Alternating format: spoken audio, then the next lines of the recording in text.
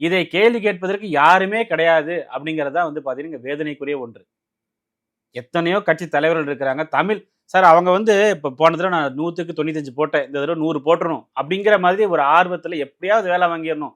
அவ்வளவு கனவு சார் அவங்களுக்கு. அவங்களுக்கு வந்து அந்த சொந்த ஊர்ல, சொந்த தாலுகால ஒரு ஆர்ஏ ஆஃபீஸ்லயோ, ஒரு பிடிஓ ஆஃபீஸ்லயோ ஒரு வேலைக்கு அரசு வேலைக்கு போயிட்டோம்னா, மிகப்பெரிய கௌரவம்னு சொல்லிட்டு, இன்னைக்கு ஒரு அம்மா பேசுறாங்க. சார் நான் காலைல 3 மணிக்கு எந்திரிச்சுருவேன் சார். 6 மணி வரைக்கும் வந்து பார்த்தீங்க அப்படின்னா, வீட்டு வேலைகள பார்ப்பேன். 2 குழந்தைங்க. கணவன் அவர் வந்து ஹெச்ஓடியா இருக்காரு ஒரு காலேஜ்ல.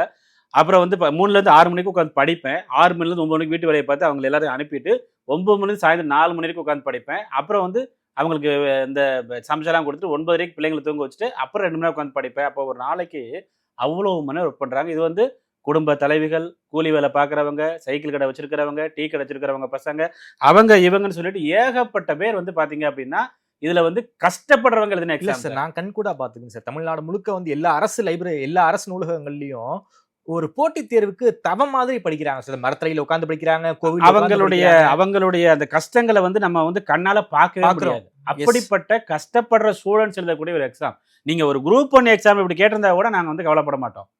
குரூப் 1 எக்ஸாம் போன மாசம் நடந்துச்சு. அவ்வளவு ஈஸியா கேட்டாங்க. பிரிலிமினரி பிரிலிமினரி எக்ஸாம் அவ்வளவு ஈஸியா கேட்டாங்க.